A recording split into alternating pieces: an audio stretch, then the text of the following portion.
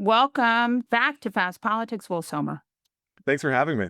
We are a week from the really terrible murder of Charlie Kirk. And Turning Point USA has become kind of a sort of hot commodity in Trump world. It is a humongous organization that has millions of people in it. And now there's kind of a legacy fight going on here a little bit. Yeah, so as I wrote in my newsletter this week about how there's a real battle over what Charlie Kirk would have wanted, what the legacy of Charlie Kirk is, and who should run Turning Point USA after his death.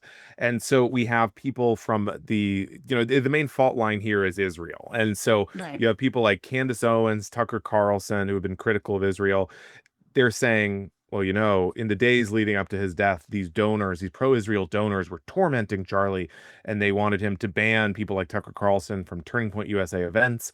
And then on the other hand, you have people like Laura Loomer, Ben Shapiro, and even J.D. Vance. Benjamin Netanyahu got involved to dispute the idea that The Israel Prime murdered Charlie Minister Kirk. of Israel. So wait, there's a lie going around that Israel murdered Charlie Kirk? Yeah, I would say that's probably the biggest conspiracy theory right now on the right is that Israel murdered Charlie Kirk. There's really no evidence of it. Basically, I think Really? No evidence? I'm shocked. even people like Steve Bannon have been who has not endorsed the Israel hypothesis, but have been there's kind of a sense of like disappointment, I think, dissatisfaction with the official narrative. As we're seeing on the left too. But I think there's this sense of, this has to have been the work of some, left-wing network. And in particular, the fact that it's a white guy from a MAGA family in Utah is we're kind of like, this isn't quite maybe the pretext we wanted. And so people are, coming up with other theories. And so Candace Owens, Tucker Carlson, when they come out there and they say, well, in his final days, Charlie Kirk was being tormented over Israel. I think certainly in Candace's case, there's this implication. She's not saying, the Mossad sent a sniper or whatever, but there's this insinuation, okay, well, this is who was mad at him right before his death, and they were concerned he would flip and become critical of Israel. And then the next day he was murdered. I don't think it's just that the story doesn't meet some of the narrative desires. I also think there's a larger issue here, which is that if everything is a conspiracy, then nothing can be just the most likely explanation. And so and I think we keep seeing this around Trump world, right? That there's a lot of guns and a lot of kids in this age bracket of their 20s who are boys who are disaffected and unhappy and spending too much time online and doing real bad stuff. So, I just wonder if you could talk about sort of the conspiracy minded stuff that is eroding some of the unity, I think, in this group too. I mean, look, this is a universe where people are prone, basically any big event that happens, they're going to say there was a sinister force behind it. If there's a fire in California, it wasn't global warming or that's the dry season. It's that, the lasers that are being Right. shot down to start fires. Right. And so in that way, this is a group that, and of course, the obvious example being, the idea that school shootings were false flags. They're very steeped in this. And so then when they have something that happens where the narrative is, more or less what I mean, this guy appears to have been coming from a liberal perspective on, gay rights, something like that. They are still like, what else is there? What's the truth? Are these text messages real? And really, in a way, that's sort of distracting, I think, from the Trump administration's effort to crack down on the left. Where I was seeing, far right accounts say like, Nick Fuentes is saying this, saying, hey, dummies, we're trying to crush the left here. We have this once in a generation opportunity, as people like Benny Johnson have said, this is an enormous chance to really punish liberal institutions, basically pretextually. And so, but instead, we're going to talk about Israel. And so there's been a lot of frustration over that. Right. Now, I saw that Candace Owens has like a whole story of a weekend. Can you talk us through that? Yeah, so a lot of this is focused on this sort of right-wing influencer retreat that was held in Bridgehampton in the Hamptons at a As hotel. one does. Well, I Yeah. was going to say, I know I see you at the influencer retreats in the Hamptons. That demonstrates how much money is really just floating around on the right. Right. So basically, Bill Ackman, These are the richest people in the world. Yeah, literally, Yeah. yes. And I mean, that also helps explain why Turning Point USA became so enormous because these right-wing rich guys said, "Oh, great, this guy's gonna, turn a bunch of young people to the right. Why not give him a ton of money?" Yeah. So basically, Bill Ackman, the billionaire, decided to, with Charlie Kirk, they hosted this, like, as I said, an influencer retreat in the Hamptons in early August. And there's sort of different takes on why they did this. On one hand, Charlie Kirk himself was growing slightly more critical of Israel. He was like Right. 99% supportive, but sort of saying, should we wrap up this war in Gaza? Young people are Right. really turning against this. And then so there was this idea in Candace Owens is telling that Bill Ackman said, okay, well, like, let's get all these people together and talk about Israel. But she's claimed that this basically devolved into sort of an ambush of Charlie Kirk, where Bill Ackman, Right. some other pro-Israel people really confronted him and said, you need to get back in line, and in fact, you need to go to Israel, and sort of almost like a re-education tour. Right. Is that true? Do we know if that's true? Well, so Bill Ackman has said there was no confrontation. I kind There of was a popped it very long Bill Ackman tweet that I saw that incredibly was long. about 2,000 words. And this should give you a sense of how rich this guy was. It struck me that he said, "Well, I decided to host it because I'm hanging out there in the Hamptons, and I kind of wanted to pop into a couple events. So sure, I'll fund bringing 100 people to the Hamptons and putting them up in a hotel for the weekend, so I could, pop in for an hour." But anyway, so he claimed there was no confrontation. Some other people who were there, Turning Point USA has said there was no confrontation. Some people will say though that there was sort of perhaps a dispute or a little bit of a debate about Israel. But I think the most telling thing here is the day after the retreat, Charlie Kirk goes on Megyn Kelly's show, and Megyn Kelly herself is kind of drifting away from Israel. I think she sort of just sees the way the winds are blowing, and so he goes on there and he says, I am so sick of these Israel people treating me, just jumping all over me for any mild criticism. He calls it repulsive the way they're treating him. I mean, he acts like a guy who just got harangued for a weekend at the Hamptons, whether or not that happened. And then he says that she maybe libeled him and there's some threats of a lawsuit. So just get me to where we are now with this situation. So basically, as a result, so Tucker Carlson, Megyn Kelly have kind of backed up her claims about this tension between Charlie Kirk and Israel. A lot of other right-wing people got involved. JD Vance said, essentially, can we wait until the funeral is over? Which, fair point. Benjamin Netanyahu put out a video saying we didn't kill Charlie Kirk. He loved Israel.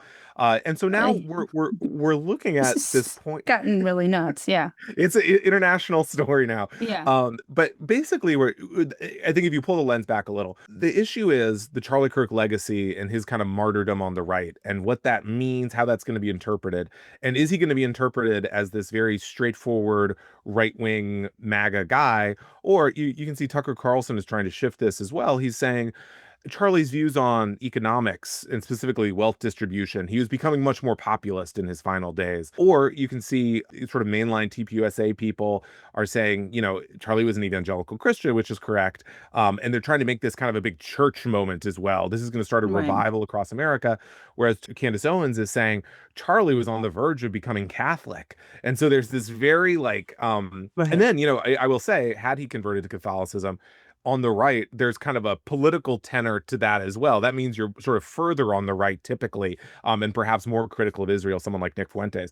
So there's a lot of like religious political overtones here, and there's just like it's getting very vicious. This is sometimes what happens when very wealthy people die or someone with a lot of power, that people come in and try to kind of co opt the narrative. That's not a left or right issue. That's just a human nature issue. That said, there is sort of this other ripple, which is the wife, right? The widow. Yes. Yeah, so Erica Kirk, who gave last week a sort of what was very well received on the right as sort of a eulogy immediately after his assassination, I believe 2 days after. And so she obviously there's a lot of support for her, a lot of energy for her on the right. And on Friday, or excuse me, on Thursday, they made her the CEO of Turning Point USA, so sort of as his heir, his replacement. It's a little unclear to me whether she's going to have as big a media role as he did. Obviously, it would be difficult for her even before his assassination to have had as outsized a role, but it's a little unclear whether she wants that. Obviously, she has a lot of other things going on, and so I think people are sort of from a practical point of view seeing this chance of, Turning Point USA, this behemoth organization with a huge amount of money. What's going to happen to it? Eric Bolling, the former Fox host who's on the board at Turning Point, he came out and said, Candace Owens, they hadn't talked in years. Charlie wanted nothing to do with her essentially. So there's this really, and again, I do want to emphasize, The memorial hasn't happened. The funeral hasn't happened.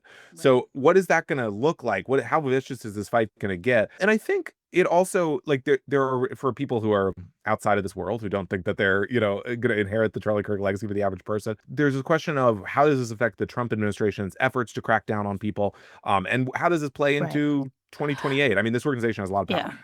So let's talk through, because clearly the Trump administration has used the Charlie Kirk killing as a way to crush dissent. And we see this with Jimmy Kimmel. So Brendan Carr goes on the podcast of Benny Johnson and says, we can do this the hard way, or we can do this the easy way. And we've seen Trump do this too. We've seen they tend to talk like this. We can do this. I mean, we've heard Trump say we can do this the hard way or the easy way. So immediately, Disney pulls Jimmy Kimmel show. Yes, and the first domino to fall were these local stations that flip out because Brendan Carr says, maybe we'll threaten your licenses. Obviously, they have some of them have mergers that will require his approval. $6 billion merger they want to buy. So Nexstar wants to buy another. It's called Tegna, yeah, Tegna, right? Another small, not that small, obviously, but local news stations. Yeah, and the size of this merger, it would be enormous. It would probably violate current FCC rules about stations, conglomerate size. Right. And so they really need Brendan It's Carr on their side. antitrust, but because the law has been sort of ignored in 9 months of Trump administration, they know they can get by if they just make Trump happy. Yeah, so I mean, he goes on Benny Johnson, which was obviously Benny in the past. Just recently was receiving Russian money just a year ago to fund his operation, and so now they come out and they say, well, we're gonna within 12 hours or something, Yeah. Jimmy Kimmel's show is on ice, and so I think as we've seen over and over, whether it's 60 Minutes, whether it's ABC's previous capitulation to Trump with George Stephanopoulos, these companies are absolutely terrified of Trump, and even if they could win on the legal side, I think as 60 Minutes easily could have. Yeah. Brendan Carr has made clear that he's going to hold anything up. He's going to cause a lot of trouble if you don't go along with the way Trump wants.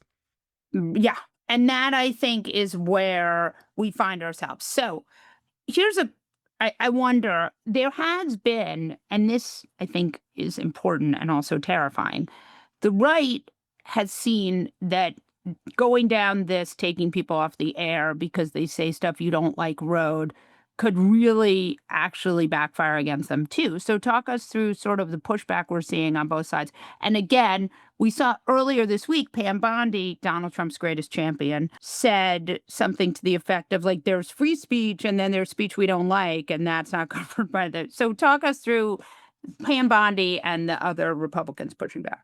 Yeah, sure. So Pam Bondi, in sort of a classic Pam Bondi move, I mean, she basically was saying what everyone else in the administration was saying about a crackdown, but she phrased it in this way about hate speech that I think Republicans found very triggering because they're used to hate speech, that idea being weaponized against them. And so she had to walk that back. But what I think is really interesting and more telling is that Trump has not walked it back. I mean, he said, well, you can't be, he's threatened reporters this week. He's threatened, he said comedians, can't really make fun of him. And so there's clearly, I think, a big crackdown brewing. I mean, we're already seeing it, I mean, to be frank, with Jimmy Kimmel. And I think there's this sense. I think the thing to go back to is that the difference between the first Trump administration and the second Trump administration has really been the growth of this movement called the New Right. This is J.D. Vance, Peter Thiel, Mencius Moldbug, all these so-called thinkers, right? And their idea is, we stuck by the rules. We did the Bill of Rights, the Constitution, and where did that get us? Well, conservatives are out of power culturally. Right. They believe It that just got us billions of dollars, but that was not enough. Yeah. Exactly. And so now they're very explicit about, we're going to be like Viktor Orban and we're going to use government power to crush our enemies, whether it's political or cultural. We're not going to worry about whether that's hypocritical, whether that's what the founders would have wanted, anything like that. But there's really no limit as they see it in terms of their power. Yeah. It's kind of scary. Yeah, absolutely. And I mean, I think, there's also, there's going to be a chilling effect on media institutions. I mean, because really, people have said this, but, if you look at what Jimmy Kimmel said, it's really not objectionable at all. I mean, it's not like, these comments, in the past, you can say, oh, yeah, that guy, you can see why that guy got suspended or something like that. But I think that is going to be even more chilling because then people are going to be like, well, you can kind of just get picked at random by Benny Johnson and he'll put a Right. clip in front of the FCC chairman and then you're out. Which is true, which is what Yeah. it is. Now, it strikes me that this is a lot like when the Trump administration, when universities made deals with the Trump administration. They made these deals. They were not legal. So they had no, instead of, like, for example, if you fought back against Trump, you would probably win.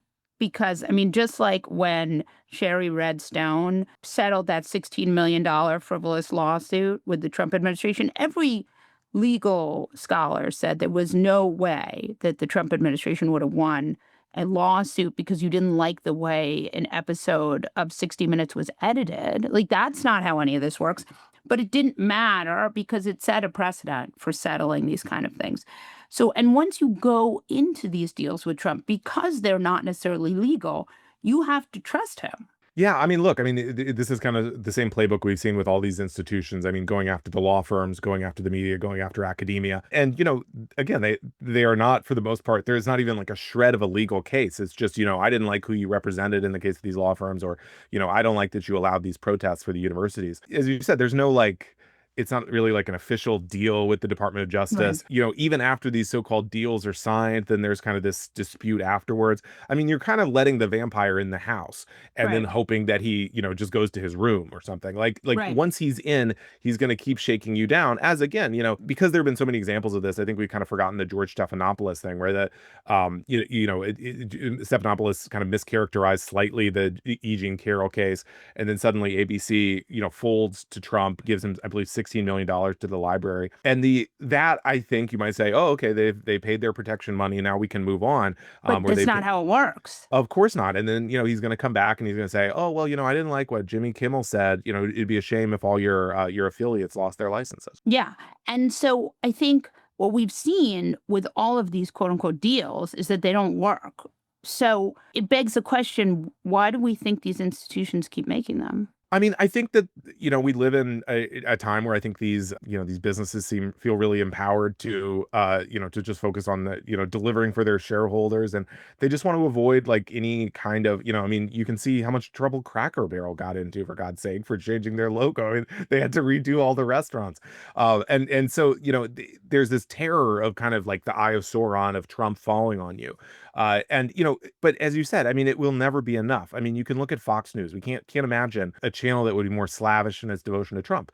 But as soon, we know Trump, he'll rail against people on Fox News, or when the Wall Street Hmm. Journal ran the Epstein birthday letter, now he's suing them. So, it really, Yeah. unless you're For going to go like full $15 billion.